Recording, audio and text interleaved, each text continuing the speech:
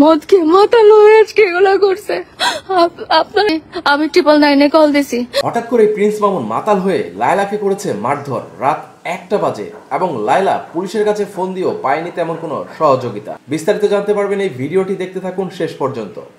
প্রথমে দেখে আসি সেদিন রাতে কি হয়েছিল লায়লার সাথে। আমি লাইভে এই যে মামুন আমাকে মেরে কি করছে, আমার পেজ এখনই গায়েব করে দিবে সে বলতেছে। গাড়ির মধ্যে মারা হচ্ছিল লায়লাকে এবং লায়লাকে মারধর করার পরে প্রিন্স মামুন চলে যায়।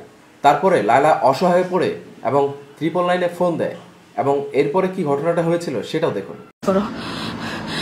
মানা করলে কেউ ডুববো না। এই যে মামুন আজকে মেরে আমাকে চেহারা কি বানাই দিছে, মদ খেয়ে আমার চেহারা আমি চিনতে পারতেছি না। রাস্তায় বসে আছি, মোবাইল দিয়ে মেরে আমাকে কি করছে আপনারা কেউ স্ক্রিন রেকর্ড করে ফেলেন। আমি রাস্তায় বসে আছি, এটা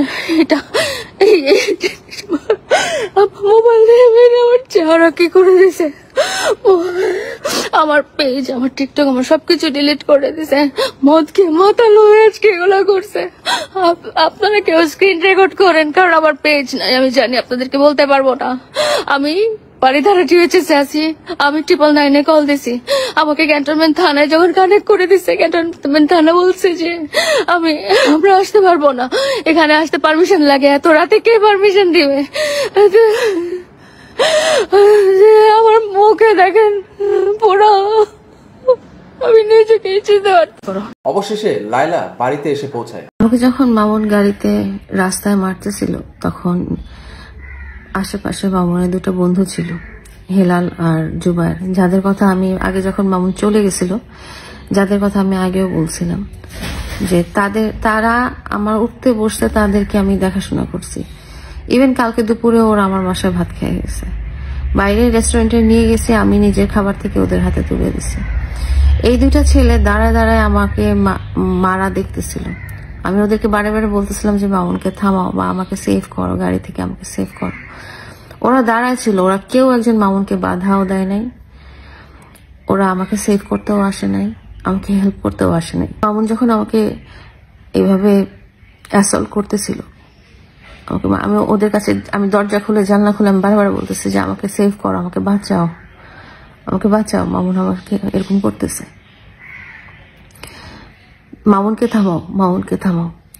ওরা দুজন কেউ আগে আসে না। যে আমাকে যখন ডিএইচএস এর বাইপাস রোডে দাঁড়ায় মামুন এরকম অ্যাসল্ট করতেছিল, ও ড্রাঙ্ক ছিল ঠিকই, কিন্তু ওর মাথায় সবই কাজ করতেছিল। দুইটা লোক রাস্তায়, আরো দুইটা লোক হেঁটে হেঁটে যাচ্ছিল, তাদেরকেও আমি বলছি যে আমাকে থামাও, আমাকে বাঁচাও, মামুনকে থামাও।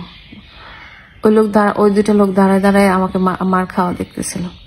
রাস্তা দিয়ে অনেক গাড়ি গেছে, অনেক গাড়ি। আমি রাস্তায় দাঁড়ায় দাঁড়ায় গাড়ি থামতে বলছি যে আমাকে সেভ করো, আমাকে বাঁচাও, আমাকে হেল্প করো। একটা গাড়িও থামে নেই। আমি যখন কোনো দিক দিয়ে হেল্প পাচ্ছিলাম না, আমি 999-এ কল দিয়েছিলাম হেল্পের জন্য। তারা আমাকে অনেক হেল্প করার চেষ্টা করছে, আমার কথা শুনছে। আমার কাছে এরকম সময়টা ছিল না, কারণ বারবার মামুন আমার কাছ থেকে মোবাইল কেড়ে নিচ্ছিল, আমার মোবাইল কেড়ে নিচ্ছিল। তো 999-এ যখন কল করলাম, তো আমাকে আমার যে এরিয়া ক্যান্টনমেন্ট থানা, সেই থানার সাথে আমাকে কানেক্ট করে দেওয়া হলো। কিন্তু ডিএইচএস-এ তাদের এন্ট্রিতে কোনো একটা রেস্ট্রিকশনের ব্যাপার আছে দেখে ওরা আসতে পারে না। তো আমাকে অনেক আমার কথা শোনার চেষ্টা করছে, ও হেল্প করতে পারে না। তখন কিন্তু খুব বেশি রাত না, তখন হয়তো 1টার কাছাকাছি বা 12টার কাছাকাছি, অত বেশি রাত না। কিন্তু আমি ডিএইচএস সিকিউরিটিকেও ফোন করছিলাম, আমি বললাম যে এরকম করতেছে। তো ওনারা বললো যে আমাদের যে ইনচার্জ সে তো ঘুমাই গেছে। তো আমি একজন মানুষ শহরে দাঁড়ায় এভাবে ফিজিক্যালি অ্যাসল্টেড হচ্ছে, আমাকে লোকজন দেখছে, আমি এমন কোনো মানুষ নাই যাকে কল দেই নাই। সত্যি কথা, আমাদের পরিচিত যারা অনেক পাওয়ারফুল মানুষ সবাইকে কল দিয়ে বলছে আমাকে একটু হেল্প করো, আমাকে একটু ডাক্তারের কাছে নিয়ে যাও, নাহলে আমাকে একটু হেল্প করো, নাহলে আমাকে একটু পুলিশের কাছে নিয়ে যাও, বা আমাকে একটা মানুষ হয়ে আগায় আসে। এই ঘটনাগুলো ঘটে যায় রাত 1টার পরে। এরপর থেকে কারো কাছ থেকেই স্পষ্টভাবে কোনো কিছুই জানা যায়নি যে কেন প্রিন্স মামুন লায়লাকে এভাবে মারধর করেছিল। আশা করছি খুব তাড়াতাড়ি হয়তোবা সেটা আমরা জানতে পারবো। এর আগে আমরা দেখেছি প্রিন্স মামুনকে বাড়ি লিখে দেয়নি বলে লায়লাকে ছেড়ে চলে গিয়েছিল, কিন্তু তারপরেই আবারও প্রিন্স মামুন ফিরে এসেছিল।